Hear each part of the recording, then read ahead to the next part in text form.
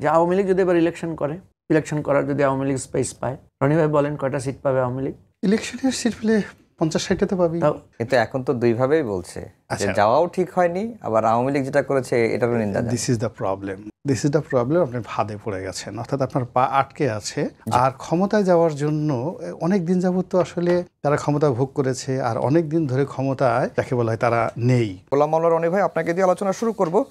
রাজনীতি আসলে কোন দিকে যাচ্ছে? গত কয়েকদিন ধরেই আলোচনায় গোপালগঞ্জ, এবং গোপালগঞ্জের ঘটনার প্রেক্ষিতে গতকালকে বিএনপির মহাসচিব টিএসসিতে একটি ছাত্রদলের অনুষ্ঠানে বলেছেন, তার বক্তব্য যদি আমি একটু কোট করি, তিনি বলেছেন যে এরা ফাঁদ পাচ্ছে, আমাদের উস্কানি দিচ্ছে, আমরা যেন ঝাঁপিয়ে পড়ি, প্রতিবাদ করি, সংঘাত করি, এমন অবস্থা তৈরি করি যেন গণতন্ত্র উত্তরণটা ব্যাহত হয়, এই ফাঁদে পা দেব না। এখন স্বভাবতই প্রশ্ন উঠছে যে কিসের ফাঁদ, এই ফাঁদটা আসলে কে পাচ্ছে? প্রথমত বিএনপির মহাসচিব যে কথাটি বলেছেন, সেই কথাটি যদি উনি 2 দিন আগে বলতেন বা অনুধাবন করতেন তাহলে বিএনপির উপকার হতো। মূল ব্যাপারটা হলো যে রাজনীতির পাদপীঠে একেবারে নির্মম সত্য, আওয়ামী লীগ রাজনীতির ময়দানে নেই, এবং যারা আমরা মাঠে আছি তাদেরকে শতভাগ নিশ্চিত হতে হবে।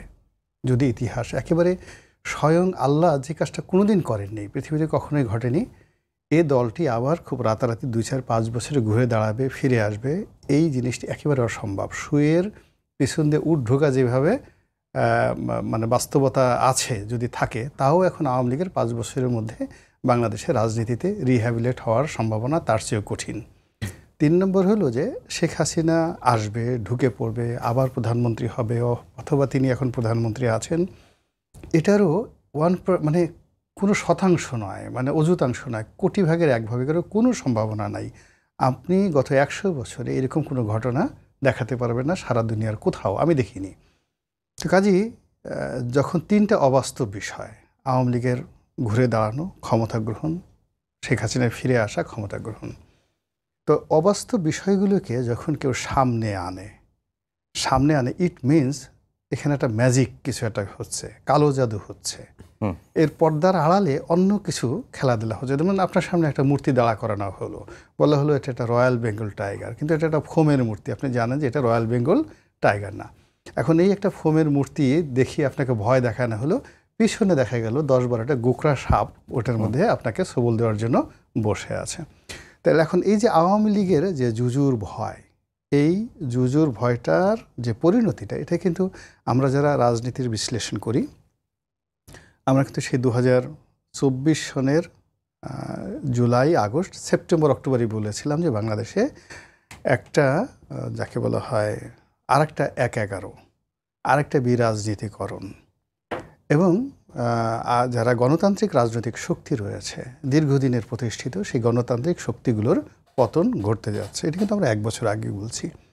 এখনকার বাস্তবতায় যে জিনিসগুলো আপনি চিন্তা করেন, সেটা হলো যে আওয়ামী লীগকে সামনে নিয়ে মূলত বিএনপিকে শেষ করে দেওয়ার যে চক্রান্ত চলছে, এবং এই চক্রান্তের মধ্যে বিএনপি আলটিমেটলি ফাঁদে পড়ে গেছে।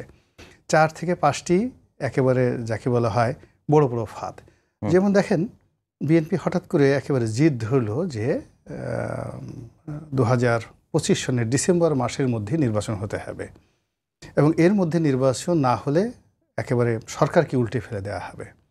তারপরে বিএনপি জিদ ধরলো যে আমাদের দক্ষিণ সিটি কর্পোরেশনের মেয়র পদটা লাগবেই, এবং এটা আমরা যেভাবে বলবো ওভাবে সরকার দিতে বাধ্য হবে। তো এরকম বিএনপি এ যাবৎকালে যে কটা জিদ ধরেছে, এই জিদগুলো আসলে বিএনপির দরকার ছিল না, এবং প্রত্যেকটা জিদই তারা পরাজিত হয়েছে। এখন এই যে তারা ডেডলাইনটা ডিসেম্বরে দিয়ে আবার তারা ফেব্রুয়ারি মাসের একটা মোটামুটি যদি কিন্তু বাট এরকম একটা আশ্বাসের মধ্যে গিয়ে লন্ডনে প্রধান উপদেষ্টাদের সাথে যে বৈঠক, ওনার যে বৈঠকটা, এই বৈঠকটা বিএনপির যে একটা স্পিড ছিল এই বৈঠক পূর্ববর্তী সময়, সেই স্পিডটাকে 0 করে দিয়েছে। গোপালগঞ্জের ঘটনায় একই অবস্থা। গোপালগঞ্জের ঘটনায় বিএনপি হতবিহ্বল হয়ে পড়েছে, তাদের কি করা উচিত। যেভাবে জুলাই আগস্ট 2024 সনের বিপ্লবের সময় বিএনপি খুব হতবিহ্বল হয়ে পড়েছিল।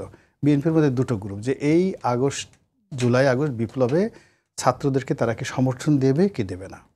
যতক্ষণ তারেক রহমান সাহেব দিলেন, দলের সিনিয়র নেতৃবৃন্দের বিশাল অংশ বলেছেন যে এটা আন্দোলনকে আরও নেতিবাচক করবে, দমনপীড়ন হবে, ছাত্রদের যে স্পিড আছে এটা নষ্ট হবে, প্লাস আমাদের উপর হবে। ফলে আলটিমেটলি যখন বিপ্লবটা হয়ে গেল তখন বিএনপি সম্মিলিতভাবে এটাকে ক্লেম করতে পারলো না যে এটা আমাদেরই ফসল বা আমরা এর সঙ্গে আছি, বিপক্ষে আছি, এবং সেই জিনিসটা এখনও পর্যন্ত আছে। তো আবার এখন দেখেন ছাত্ররা গোপালগঞ্জে গেল, এরকম একটা ঘটনা ঘটলো। এখন বিএনপি সিদ্ধান্ত নিতে পারেনি, তারা কি বলবে ছাত্রদেরকে যে তোমাদের ওখানে যাওয়া ঠিক হয়নি, অথবা তারা বলবে ডাইরেক্টলি যে ওখানে গেছে আওয়ামী লীগ 100% ফ্যাসিবাদী আচরণ করেছে, এটা খুব খারাপ, গোপালগঞ্জের নাম একদম আমরা পাল্টে দেবো, 5টা ভাগে বিভক্ত করে দেবো, যেটা জামাতের লোকজন বলছে। কিন্তু এখন তো দুইভাবেই বলছে যে যাওয়াও ঠিক হয়নি, আবার আওয়ামী লীগ যেটা করেছে এটারও নিন্দা। This is the problem, this is the problem. আপনি ফাঁদে পড়ে গেছেন, অর্থাৎ আপনার পা আটকে আছে একটা কিছুর মধ্যে, আর আপনি ডাকতেছেন বাঁচাও বাঁচাও বাঁচাও, মানে একদিকে বাধা আছে। তো এই যে যখন মানুষ মানে সর্পিল গতিতে, সাপের গতিকে মানুষ কেন ভয় পায়, কেন সাপের আশা দেখে আপনি বুঝতে পারছেন না যে এটা কোন দিকে যাচ্ছে। এখন বিএনপি হলো কি, তাদের আগে বুঝতে হবে যে তারা যে রাজনীতিটা করছে এটা একটা সেকুলার, সেমি সেকুলার, ধর্মভিত্তিক ইসলামাইজেশনের একটা রাজনীতি, বাংলাদেশি জাতীয়তাবাদ। এখন এই রাজনীতিতে তাদের কে বন্ধু আর কে শত্রু এটা তারা এখন পর্যন্ত অ্যাসার্টেন করতে পারছে না। অ্যাসার্টেন করতে না পারার কারণে তারা সবাইকে বন্ধু মনে করছে, সবাইকে শত্রু মনে করছে। আর ক্ষমতায় যাওয়ার জন্য অনেক দিন যাবত তো আসলে তারা ক্ষমতা ভোগ করেছে, আর অনেক দিন ধরে ক্ষমতায় যাকে বলা হয় তারা নেই। এই দুইয়ের মধ্যে হলো কি, ধরেন আপনি 10 বছর আগে পোলাও খেয়েছেন, কোরমা খেয়েছেন, মাখন খেয়েছেন, তো আপনি এতদিন দূরে ছিলেন, দেখেননি, পোলাও কোরমা দেখেননি, কিন্তু এখন চোখের সামনে মনে হচ্ছে এটা আমারই, এই পোলাও কোরমা কালিয়া কুপ্তা সব আমার, কিন্তু চোখের সামনে কেউ খাচ্ছে, তখন আপনার মেজাজটা ভীষণ রকম গরম হচ্ছে, ঘ্রাণ আসছে বেহেশত দোজখের মাঝামাঝি। আপনি জানেন যে কিয়ামতের দিন দুটো গ্রুপ, একটা গ্রুপ জাহান্নামে যাবে আর একটা গ্রুপ হলো জান্নাতে যাবে।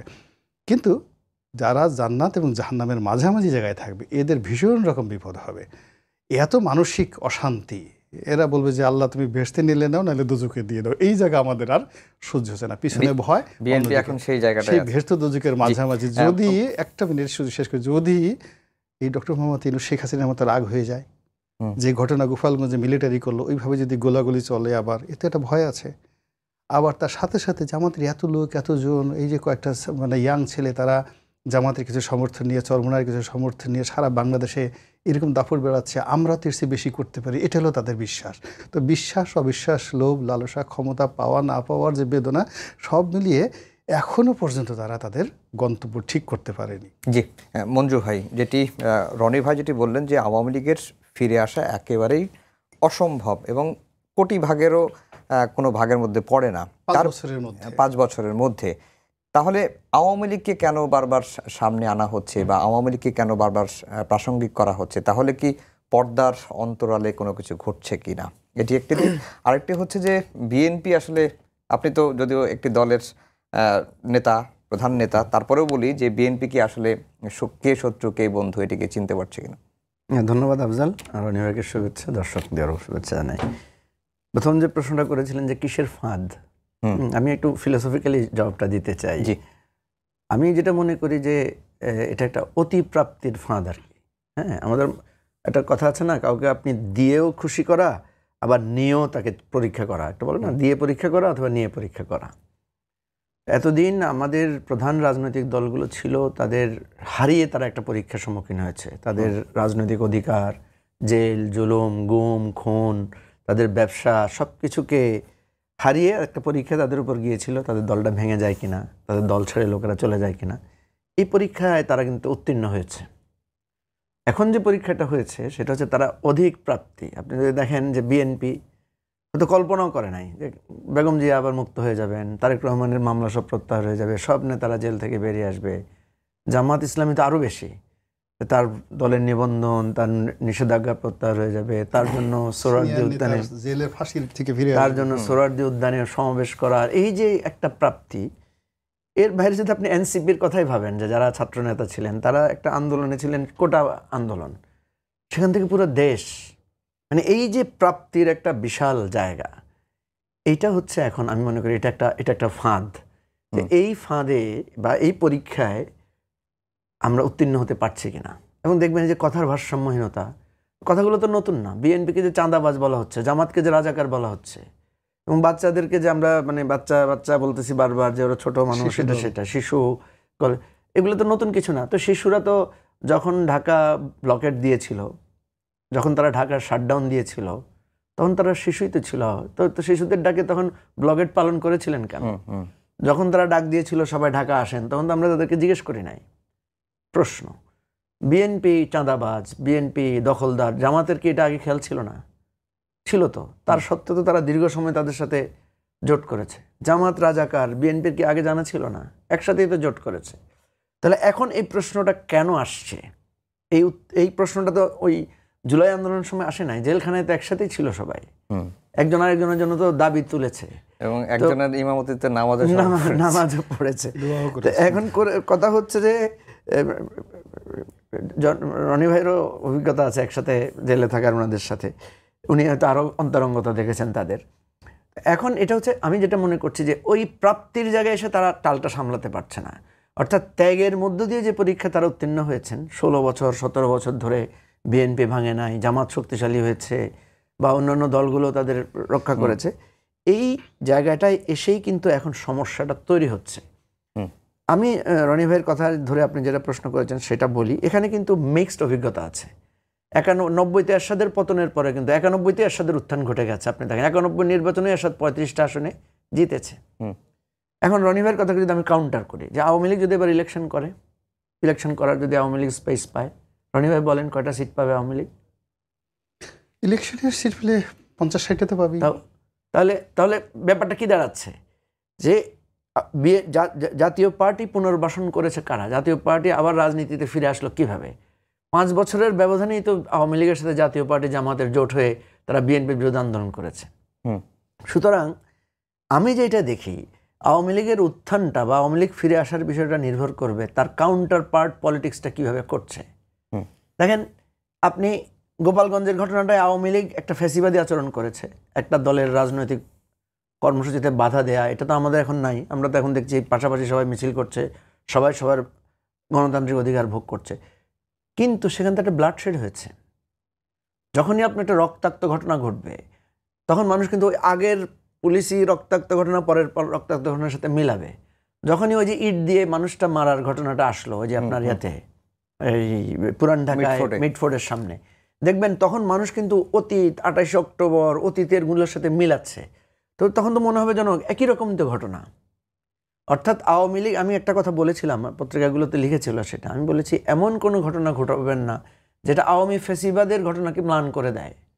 আপনি যখন আওয়ামী ফ্যাসিবাদকে ম্লান করে দিবেন, তখন মানুষ আর ওই জায়গাটাকে, যেমন আমরা এতদিন পর্যন্ত 71-এর নৃশংসতাকে সবচেয়ে বড় নৃশংসতা মনে করেছি, 71-এর গণহত্যাকে আমরা সবচেয়ে জঘন্যতম গণহত্যা হিসেবে ট্রিট করে এসেছি। কিন্তু 24-এর গণহত্যা যখন ভিডিওগুলো আমাদের সামনে আসছে, তখন আমাদের প্রশ্ন জাগ্রত হচ্ছে যে 71-এর গণহত্যার সব ছবি তো আমরা পাই নাই, ভিডিও তো আমরা পাই নাই, বর্ণনায় শুনেছি। কারণ আবু সাঈদের ওই হাত প্রসারিত গুলির বর্ণনা যদি শুনতাম, আমাদেরকে কতটুকু টাচ করতো। তো যখন দেখছি ছবি, গুলি করা হচ্ছে সামনে সামনে, একটা ছেলে বুকের চাপা দিয়ে পড়ে যাচ্ছে, যখন আমরা দেখছি এপিসি থেকে ওই যে সাহেবুল ইয়ামিন ছেলেটাকে ফেলে দেওয়া হচ্ছে, সে আসাবুল ইয়ামিন ছেলেটাকে লুটে পড়ে যাচ্ছে, যখন আমরা দেখছি আপনার ওই পুলিশ আপনার লাশগুলো পুড়িয়ে দিচ্ছে বা মেরে লাশ তুলছে গাড়ির উপরে, এই দৃশ্যগুলো তখন আমাদের কাছে 25শে মার্চের পরে 24-এর ওই 36 জুলাইটাকে তখন প্রতিস্থাপিত করে। এবং দেখবেন এখন কিন্তু ওই পাকিস্তানি হানাদার, পাকিস্তানি রাজাকারদের চাইতেও আওয়ামী ফ্যাসিবাদের বক্তব্যটা শানিত হয়, বেশি আলোচিত হয়। তো এখন আমি যেটা বলছি যে এই যে আপনি যেটা বললেন যে আওয়ামী লীগ ফিরে আসবে কিনা, এটা একটা রিলেটিভ কোশ্চেন। আওয়ামী লীগ ফিরে আসবে যদি রাজনৈতিক দলগুলো ভুল করে, এবং সেই ভুলটাই করতে যাচ্ছে। কিন্তু আপনি দেখেন 91-তে বিএনপি জামাত যেটা করেছিল, সেম আপনি যদি 91 পরবর্তী পত্রিকা দেখেন, জামাতকে বিএনপি কি বলে গালি দিয়েছে, বিএনপি জামাতকে কি বলে গালি দিয়েছে, আপনার কাছে মনে হবে এটা আপনি 24টাই দেখছেন। জি, আপনি এই জায়গাটায় আমরা দেখছি, আমি যেটা 4টা দলকে আমি আজকে উল্লেখ করে বলেছি, অনুরোধও করেছি, বিএনপি, জামাত, এনসিপি এবং ইসলামী আন্দোলন বাংলাদেশ, এই 4টা দলের কথা দেখেন। ইসলামী আন্দোলন বাংলাদেশের আপনি একটা ইন্টারেস্টিং ঘটনা দেখবেন, 29শে জানুয়ারি মির্জা ফখরুল ইসলাম আলমগীর ওনাদের অফিসে গিয়েছিল, ওনাদের একটা মিটিং হয়েছে, এবং মিটিং হওয়ার পর একটা 10 দফা চুক্তিও স্বাক্ষর হয়েছে, এবং সেই চুক্তির 7ম দফায় লেখা আছে কোনো দল কাউকে হেয় করে কোনো কথা বলবে না। দেখছেন কয় মাস গেল, এর মধ্যে বিএনপি তাদের দলকে উল্লেখ করে বলেছে যে ওরা তো একটা চরের দল। আর ইয়া কি করলো, ইসলামী আন্দোলন বাংলাদেশ বলল যে চাঁদা উঠে পল্টনে, ভাগ যায় লন্ডনে। মানে অর্থাৎ দুজনকে হেয় করে, এমনভাবে হেয় করে কথা বলছে। ঠিক একইভাবে বিএনপি জামাতকে রাজাকার বলছে, জামাত বিএনপিকে আপনার ওই যে ফেসিবাদ বা চাঁদাবাজ বলে অহরহ বলছে। এই জায়গাটায় মূল যে ফাঁদটা বা ভারটা তারা সহ্য করতে পারছে না, সেটা হচ্ছে অতি পাওয়ার। হঠাৎ করে এত পাওয়ার, হঠাৎ করে সব কিছু মুক্ত হয়ে যাওয়ার। যেমন ছেলেরা যেমন দেখেন সালাউদ্দিন সাহেব বললেন যে এনসিপির জন্য দরজা খোলা, মানে এজ ইফ আপনি হলেন বাড়িওয়ালা, আমি বাড়িওয়ালা, আপনি ভাড়াটি, আপনার জন্য আমার দরজাটা খোলা। একটু কেমন যেন একটা তাচ্ছিল্যের একটা ভাব আছে। ঠিক যেতে না যেতে আবার ছাত্ররা কি বলছে যে আমরা দরজা খুলেছি বলেই তো আপনি ইন্ডিয়া থেকে আসতে পারছেন, নাহলে আসতে পারতেন না। মানে কেউ কাউকে একটি চুলের জন্য ছাড় দিচ্ছে না। মঞ্জু ভাই, আপনার কাছে আবার আসবো। রনি ভাই, যে প্রসঙ্গটি মঞ্জু ভাই বললেন যে রাজনৈতিক দলগুলো যদি ভুল করে তাহলে আওয়ামী লীগের ফিরে আসার বিষয়টি প্রাসঙ্গিক তখন হবে। আরেকটি বিষয় নিয়ে আলোচনা হচ্ছে যে এর আগে রিফাইন্ড আওয়ামী লীগ নিয়ে আলোচনা হয়েছে। আজকে হাসনাত আবদুল্লাহ বলছিলেন যে গোপালগঞ্জের ঘটনার পর আওয়ামী লীগ যদি তওবাও করে তাহলে আর ফিরে আসার কোনো সুযোগ দেওয়া হবে না। আরেকটি দিক নিয়ে আলোচনা হচ্ছে যে তাজউদ্দিন আহমেদের পরিবার প্রধান উপদেষ্টার সঙ্গে সাক্ষাৎ করেছেন, এবং এটা নিয়ে আমি দেখলাম যে এবি পার্টির আমাদের ব্যারিস্টার ফুয়াদ ভাই একটা কথা বলেছেন যে এই তাজউদ্দিনের পরিবারও যদি আওয়ামী লীগের হাল ধরে সেটিও মেনে নেওয়া হবে না। আপনার কাছে কি মনে হয়, এই বৈঠকটা কি আসলে এগুলো নিয়েই ছিল? না, আসলে আমার কাছে যেটা মনে হচ্ছে, সোহেল তাজ তো আমার সহকর্মী ছিল, বন্ধু মানুষ, মানে আসলে পলিটিক্যাল না ওই ফ্যামিলিতে। মানে সোহেল তাজ মানে শুধুমাত্র তার বাবার পরিচয়, কিন্তু এই যে নাইস ম্যান, ফ্রেন্ডলি সব কিছু আছে, কিন্তু পলিটিক্যাল না। একটা রাজনৈতিক দল রিভাইভ করবে এমনকি ফুয়াদের ভিতর যে যতটুকু যোগ্যতা আছে, পলিটিক্যাল যে যোগ্যতা আছে, সেটা আসলে ওর নেই। ফলে ওখানে আলোচনা করাটাই আসলে ফুয়াদের, আমি মনে করি যে wastage of time, money and energy, মানে ওকে টেনে আনা এটা অসম্ভব একটা বিষয়। পলিটিক্যাল লিডারশিপ কোয়ালিটি থাকতে হবে, সেটা উত্তরাধিকার সূত্রে হয় না, নিজস্ব যোগ্যতা লাগে। তো ওটা সম্ভবই না। দ্বিতীয় যে বিষয়টা হলো 1991 সনে যে ঘটনাটা ঘটেছিল জাতীয় পার্টির জন্য, আওয়ামী লীগের জন্য এই 2024 সন বা 25 সনের প্রেক্ষাপটটা ভিন্ন। সেটা হলো তখন শান্তিপূর্ণভাবে ক্ষমতা হস্তান্তর করা হয়েছিল। 2 নম্বর হলো যে ওখানে কোনো ব্লাডশেড হয়নি যখন ক্ষমতা হস্তান্তরের ক্ষেত্রে। থার্ড হলো যে তিনি তার এলাকাতে উত্তরবঙ্গে ভীষণ রকম জনপ্রিয় ছিলেন। আর ফোর্থ হলো ক্ষমতায় আসার সাথে সাথেই এমন কিছু মানে কাণ্ড কারখানা এরশাদ সাহেবের সাথে করা হয়েছে, যেমন তাকে গ্রেপ্তার করা বা যা কিছু করা, ওই সময়টাতে কিন্তু উত্তরবঙ্গে ভীষণ রকম একটা নেতিবাচক প্রতিক্রিয়া হয়েছিল। ফলে ইলেকশনে সেইভাবে তারা যে ভালো করেছিল ওটা যথেষ্ট কারণ ছিল। কিন্তু এবারের মূল ব্যাপারটা হলো আওয়ামী লীগের যদি প্রথম সারির, প্রথম টায়ার যেটা বলা হয়, স্তরের নেতা ধরেন, দ্বিতীয় স্তরের নেতা ধরেন, তৃতীয় স্তরের নেতা ধরেন, একেবারে যুব লীগের নেতা পর্যন্ত, এই বাংলায় কোনো প্রিয় মুখ নেই, সবাই পলাতক। প্রথম, দ্বিতীয়, তৃতীয় সারির নেতাগুলো সবাই পলাতক, এবং তারা রাতারাতি বাংলাদেশে আসবে যদি ডক্টর মোহাম্মদ ইউনূস তাদেরকে একেবারে গ্রিন সিগন্যালও দেন। কলকাতা থেকে টিকিট কেটে এসে নমিনেশন সাবমিট করে নির্বাচনী এলাকায় যাবে, এইরকম সাহস আমি আসলে কারোর মধ্যে দেখিনি এখনো পর্যন্ত। বরং অবস্থা উল্টো হয়ে যাবে। আমরা তো 3 জনই তো আছি, ছোটোকালে বাচ্চাদের দেখবেন না, সুন্নতে খতনা করতে গেলে সে তখন খুব কান্নাকাটি করে যে আল্লাহ আমি কেন ছেলে হইলাম, হ্যাঁ আমি যাব না, আমি মেয়ে হইতাম যদি, এরকম কথাবার্তা। তো এখন আওয়ামী লীগের ধরেন সবচেয়ে বড় যে নেতা, তাকে যদি ডক্টর মোহাম্মদ ইউনূস নিজে ফোন করেন যে আমি আপনাকে গ্যারান্টি দিচ্ছি পুরো সেনাবাহিনীর একটা রেজিমেন্ট থাকবে, আপনি আসবেন, ওখান থেকে ওবায়দুল কাদের চিন্তা করেন, আপনি নোয়াখালীতে গিয়ে একটা ভাষণ দিয়ে আবার কলকাতা চলে যাবেন, বিশ্বাস করেন কলকাতাতে সে যে কান্নাকাটি শুরু করবে, গড়াগড়ি কান্নাকাটি শুরু করবে, ওই যে সুন্নতে খতনার মতো অবস্থা হবে। এটা আমার ব্যক্তিগত রিয়েলাইজেশন। তাহলে কি হবে? তাহলে কি আওয়ামী লীগের রাজনীতি থাকবে না? হ্যাঁ থাকবে।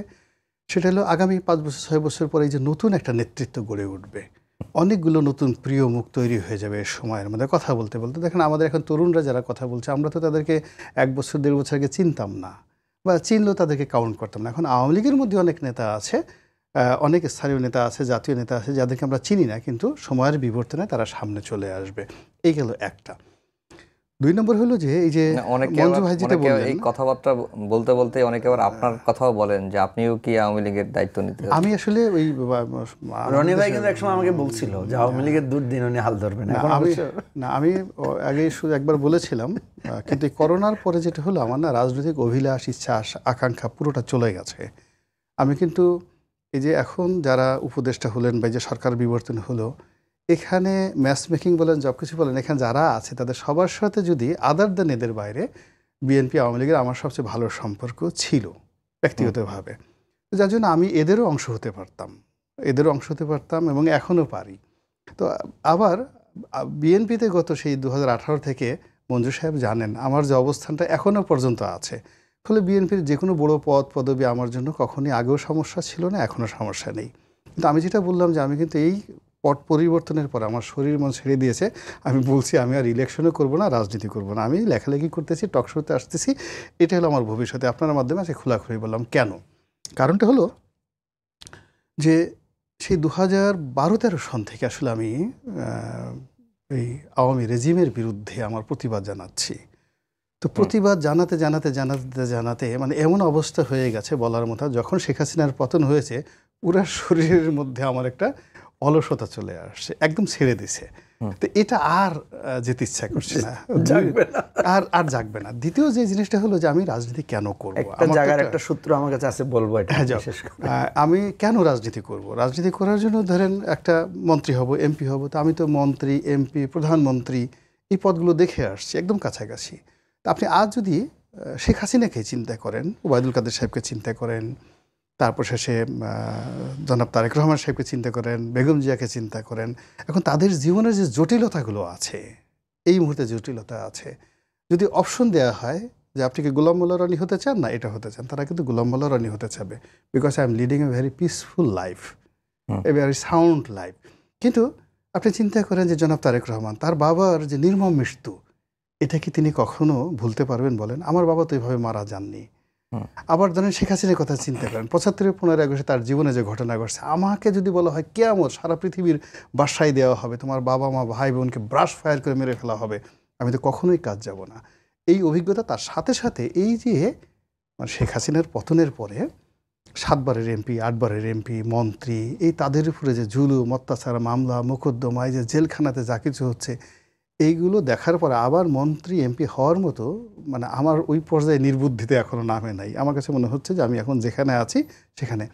ফলে যারা বলছে গোলাম মোল্লা রনি আগামীতে আওয়ামী লীগের হাত হতে পারে, হ্যাঁ অবশ্যই। আমি একটা সাক্ষাৎকারে বলেছিলাম, এটা সম্ভবত 21-22 সনে, 2021-22 সনে একটা সাক্ষাৎকারে বলেছিলাম যে আগামীতে যদি দুটো অপশন আসে, যে বিএনপির মন্ত্রী ভার্সেস আওয়ামী লীগের জেনারেল সেক্রেটারি আওয়ামী লীগের বিপদের সময়, আমি ওটাই বেছে নেবো, মানে আওয়ামী লীগের জেনারেল সেক্রেটারি পদ বেছে নেবো, এটা আমি বলেছিলাম। কিন্তু ওটা হলো 21 সনে, কিন্তু 25 সনে এসে 24 সনে এসে যে পরিস্থিতির সৃষ্টি হয়ে গেছে, এখন আওয়ামী লীগের সাধারণ সম্পাদক দূরের কথা, আপনি যদি বলা হন যে তোমার গায়ের সঙ্গে সরেয়া লাগাই দেওয়া হবে, ওই আমার অবস্থা এর আগে আমি যেটা বললাম না, ওবায়দুল কাদেরের মুসলমানি দেওয়ার সময় যেভাবে কান্নাকাটি করে, আপনি দেখবেন আমার অবস্থা এরকমভাবে আমি কান্নাকাটি করতেছি আর দৌড়াচ্ছি, টেরিবল অবস্থা। এই হলো রাজনীতির বাস্তব অবস্থা। মঞ্জু ভাই, এই সাম্প্রতিক সময়ে কি এমন ঘটলো যে বিএনপি নির্বাচন নিয়ে আবারও সন্দেহ, সংশয়, অনিশ্চয়তার কথা বলছেন? হ্যাঁ, কিছু তো ঘটেছে, সেটা বলছি। কিন্তু রনিভাইয়ের জন্য আমার একটা মানে আমার কাছে মনে হয় আর কি, যে উনি তো ধানের শীষ থেকেও ইলেকশন করেছেন, নৌকা থেকেও করেছি। এখন একটা হতে পারে, রনি ভাই কিন্তু মত বদলান প্রচুর আর কি, একটা হতে পারে যে যদি দাড়ি পাল্লা অথবা হাত পা খায়, এই দুটার একটাতে যদি ওনাকে নমিনেশন দেওয়া হয়, তাহলে হয়তো উনি আবার ইন্সপায়ার হতে পারেন ইলেকশনের জন্য।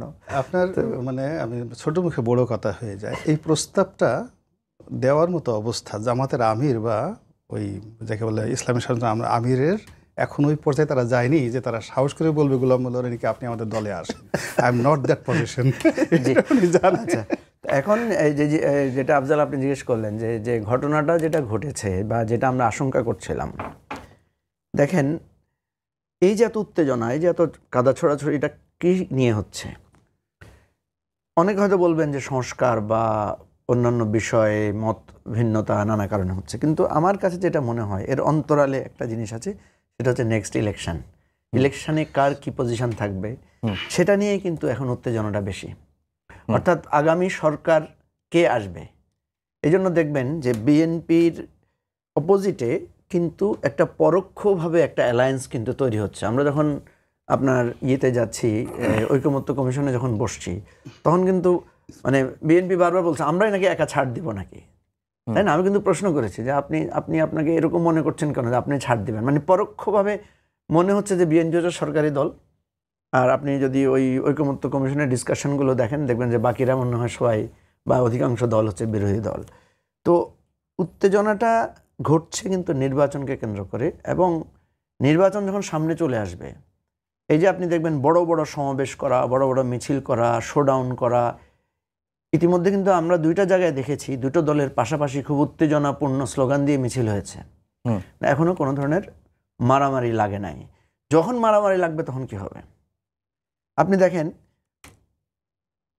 গোপালগঞ্জে এরকম আশঙ্কা কি আছে? না, গোপালগঞ্জে কি হয়েছে? গোপালগঞ্জে আওয়ামী লীগ ভার্সেস এনসিপি প্রাথমিকভাবে ধরে নিলাম মারামারি হয়েছে। সেই মারামারিতে পুলিশ পাঠাতে হয়েছে, ট্যাঙ্ক মানে ওই এপিসি পাঠাতে হয়েছে, সেনাবাহিনী পাঠাতে হয়েছে, এবং আমরা একটা জায়গায় দেখলাম যে আপনার উপদেষ্টারা বসে মানে বিগ স্ক্রিনে ওনারা মনিটর করছেন কোথায় কি ঘটছে। বারাক ওবামার মতো। হ্যাঁ, কালকে যদি বিএনপি জামাতের মারামারি হয়, এটা কি করবেন ওনারা? ওখানে ওনারা এপিসি পাঠাবেন, আর্মি দিয়ে গুলি করবেন? কে কাকে গুলি করবে? এপিসি টায়ার ফেটে যাবে আগেই। কার লোককে কে অ্যারেস্ট করবে? এই প্রশ্নগুলো আছে। ইভেন গোপালগঞ্জে কালকে যে ঘটনা ঘটেছে, এরপরে গোপালগঞ্জের ইলেকশনের ব্যাপারে আপনি কিভাবে কি করবেন? সেখানে লেভেল প্লেয়িং ফিল্ড বা সেখানকার রাজনীতিটা কিভাবে যাবে?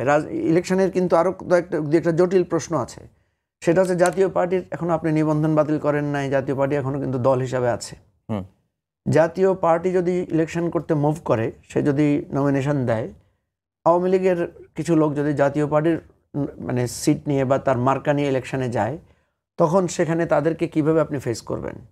যেখানে যার বিজয়ের সম্ভাবনা দেখা যাবে, প্রতিদ্বন্দ্বিতা দেখা যাবে, তখন তাকে বলা হবে যে সে ফ্যাসিবাদের দোসর বা ফ্যাসিবাদের সে অংশীদার। এই প্রশ্নগুলো তো আসবে তখন। এই সমস্ত জায়গা যখন মানে ক্ল্যাশ জড়াবে, যখন মারামারি পর্যায়ে যাবে, তখন প্রশাসন কিভাবে সেটা ট্যাকেল করবে? আমরা কিন্তু গোপালগঞ্জে দেখলাম পুলিশ কিন্তু ফেল করে গেছে। যখন ছাত্রলীগের ছেলেরা অস্ত্র নিয়ে বোমা মেরে আপনার এনসিপির সমাবেশে হামলা করলো, পুলিশ কিন্তু কোনো আপনার সিকিউরিটি এনশিওর করতে পারে নাই, এবং পুলিশ কিন্তু সরে গেছে সেখান থেকে। এই ধরনের অভিযোগও পাওয়া গেছে। তারও আগে কথা হচ্ছে, এক সপ্তাহ আগ থেকে আপনারা মিডিয়ার লোকেরা সবাই বলছেন যে গোপালগঞ্জে উত্তেজনা, গোপালগঞ্জে, এখন আপনারা সবাই তো পাঠিয়েছেন, টিম পাঠিয়েছেন। কেন পাঠিয়েছেন? সেখানে একটা ঝামেলা হওয়ার আশঙ্কা আছে বলেই তো। তাহলে এত অ্যালার্মিং ইনফরমেশান থাকার পরও যারা আগে কোনো অবস্থান নিতে পারলো না, তারা পরে এসে একটা ঘটনা ঘটলো, ব্লাডশেড ঘটলো, দৃশ্য তো একই রকমই। আর্মি যখন গুলি করছে, যখন রক্ত পড়ছে রাস্তায়, সে তো কোনো একটা মায়েরই তো সন্তান, তাই না?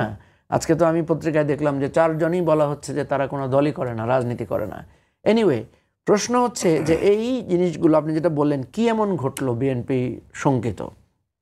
বিএনপি অনেক কারণেই বিএনপির শঙ্কা, এবং সেই শঙ্কাটার ব্যাপারে আমরা বারবার বলেছি। দেখেন, কেউ কিন্তু বলে নাই যে নির্বাচন পিছাতে হবে, কেউ কিন্তু বলে নাই যে নির্বাচন আমরা চাই না। নির্বাচন সবাই চায়, কিন্তু কেউ হয়তো গণভোট চায়, কেউ হয়তো স্থানীয় নির্বাচন চায়, ইভেন কেউ তো ডাকসু নির্বাচনও চায়। কিন্তু বিএনপি তো ডাকসু নির্বাচন চায় না, বিএনপি তো স্থানীয় নির্বাচন চায় না, বিএনপি তো আপনার এই গণভোট চায় না বা গণপরিষদ চায় না। বিএনপি চায় জাতীয় ভোট, জাতীয় নির্বাচন। এখন আপনি যখন ভোট চাইবেন, আপনি সবটাই তো চাইবেন, তাই না? সবটা চাইতে আপনার অসুবিধা কোথায়? আপনার যদি জনসমর্থন থাকে, আপনি ডাকসুতে জনসমর্থন থাকবে, রাকসুতে থাকবে, চাকসুতে থাকবে, সব জায়গায় আপনি ফেস করবেন। তো এই জায়গাটাই একটা বিগ কোশ্চেন, যে যার সুবিধা মতো যেটা চাচ্ছে।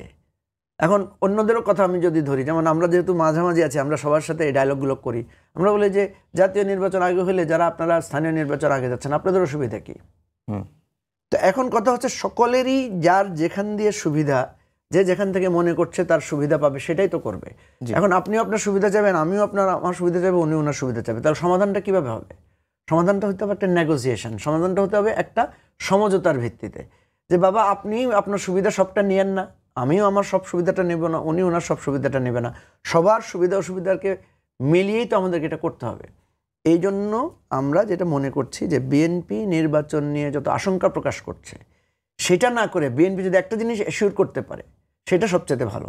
সেটা হচ্ছে সে যদি গণতান্ত্রিক পরিবেশটা নিশ্চিত করতে পারে, যে বিএনপি যদি এটা নিশ্চিত করে যে কোথাও কারো কর্মসূচিতে বাধা দেওয়া হবে না, সবাই যার যার মতো নির্বাচনী প্রচারণা চালাবেন, কারো বিরুদ্ধে কেউ কোনো স্লোগান দিবেন না। যেমন আমি যেটা বলি যে সব রাজনৈতিক দল, যেটা ওই যে ইসলামী আন্দোলন বাংলাদেশ আর বিএনপির মধ্যে যে চুক্তিটা স্বাক্ষরিত হয়েছিল, সেরকম একটা চুক্তি হলেই তো হয়ে যায় যে আমরা কাউকে হেয় করে কথা বলবো না, আমরা কারো প্রতি মানে আমরা যুক্তিতর্ক দিব, আপনার বিরোধিতা আমি করব, কিন্তু আপনার নেতাকে যদি আমি হেয় করে কথা বলি, মানে অশোভন কোনো আচরণ, আমি যদি ধরেন আমি যদি রনি ভাইকে ব্যক্তিগতভাবে আঘাত করে কথা বলি, তো রনি ভাই আমাকে কেন ব্যক্তিগতভাবে আঘাত করবেন না? এটা তো ওনার যুক্তি। এবং ওনাকে আঘাত করতে আমার খুব মজা লাগে, কিন্তু উনি যখন আমার চরিত্র নিয়ে আমাকে তো গালি দেওয়ার ওনার কাছে 2-4টা গালি আছে না? রনি ভাইকে গালি দেওয়ার আমার কাছে 2-4টা গালি আছে, কোনো লাভ নাই তো।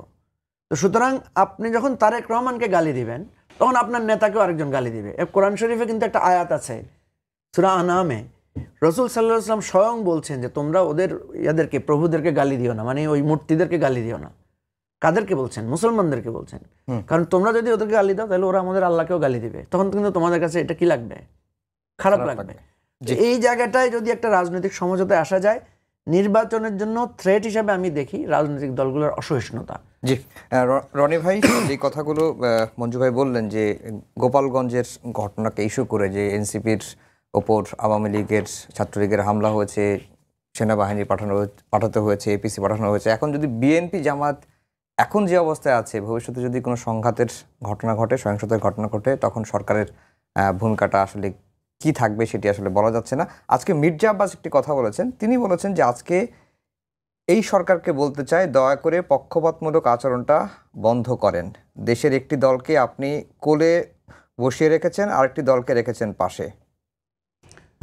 এখানে কি রাজনীতির কথা বাদ দিয়ে আমরা একেবারে খোলামেলা কথা বলি। জি, বাংলাদেশে পুরো রাজনীতিটা মূলত একদিকে বিএনপি, অন্যদিকে জামাত এবং ইসলামপন্থী দলগুলো দুই ভাগে বিভক্ত হয়ে গেছে।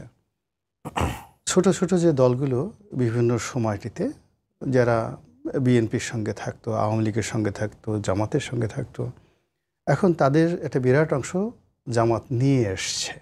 বিএনপি মাঠে কার্যত একা, হাতে গোনা 2-4টা ছোট ছোট দল আছে, এরাও আলটিমেটলি 2-3 মাস পর যদি এইভাবে থাকে, তারা থাকবে না, তারা জামাতের সাথে চলে আসবে।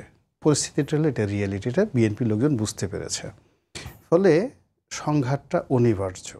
বিএনপি এবং জামাতের যে সংঘাত, রাজপথের সংঘাত, এটা একেবারে অনিবার্য। এগুলো 1। 2 নম্বর হলো যে আমাদের 1991 সন থেকে আজ অবধি 35 থেকে 36 বছর দুটো রাজনৈতিক দল তারা মনে করছে ঠিক আমেরিকার মতো বা ইংল্যান্ডের মতো যে এই পুরো বাংলাদেশটাই তাদের, নয় বিএনপি নয় আওয়ামী লীগ। বাকি যে রাজনৈতিক দলগুলো তারা অক্সিলারি ফোর্স হিসেবে বা সাহায্যকারী শক্তি হিসেবে তাদের তাবেদার হিসেবে থাকবে। তারা হাসতে বললে হাসবে, কাঁদলে বললে কাঁদবে, এটা হলো স্বাভাবিক। তো এই যে 35 বছরের যে মন মানসিকতা, এই মন মানসিকতার পর এই 2025 সনে প্রথম এই মানসিকতার উপর আঘাতটা আসছে যে একদল তো গেছে চলে, এখন শুধু মাঠে আছে বিএনপি। তা বিএনপি মানে you are not the lord, তোমরা লর্ড নও বা তোমরা আমাদের কথা শুনতে হবে। তো এই প্রথম রাজনৈতিক দলগুলো দাঁড়িয়েছে, এই গেল 1। 2 নম্বর হলো যে আরেকটা আপনি চিন্তা করেন যে একেবারে খোলামেলাই বলি, আপনি ধরেন এই যে আমরা তালেবান বলি, তালেবান কি? ছাত্র।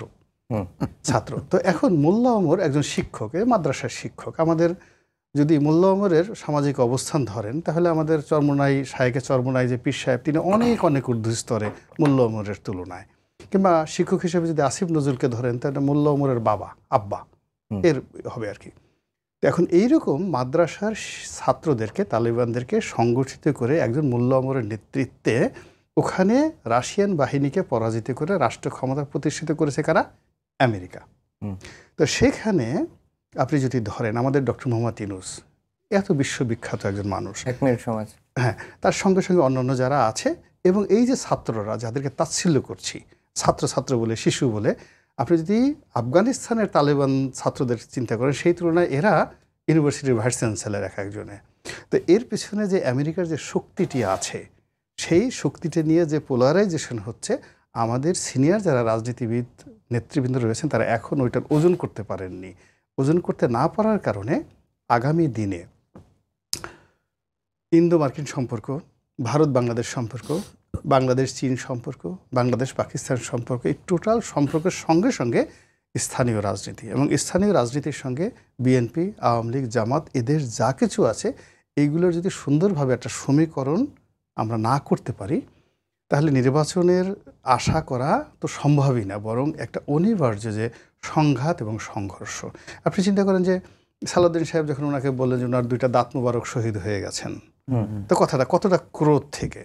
আবার যখন তারেক রহমান সাহেবকে নিয়ে বুয়েটের মতো জায়গাতে, ঢাকা বিশ্ববিদ্যালয়ের মতো জায়গাতে যে অশ্লীল অশ্রাব্য স্লোগানগুলো হয়েছে, এটা বাংলাদেশে কখনো হয়নি। আবার এটার অ্যাগেনস্টে বিএনপির নেতাকর্মীরা যে সকল স্লোগান দিচ্ছে তাও বাংলাদেশ কখনো হয়নি। ফলে কি হচ্ছে দেখেন, যে কোনো একটা মানে শারীরিক আঘাত করার আগে মানুষ চোপা চালায়, মানে মুখ চালায়, মুখে যত সম্ভব গালাগালি করে। তো এই যে গালাগালিগুলো হচ্ছে, এটা হলো প্রত্যেকটা লোক তার হাতকে শক্তিশালী করছে, বুক ডাউন দিচ্ছে, যে আপনার সঙ্গে কুস্তি লড়ার জন্য, আপনার নাক ফাটানোর জন্য, আপনাকে মার দেওয়ার জন্য তারা রেডি হচ্ছে, এবং সেই জিনিসটা বুঝতে হবে আর কি।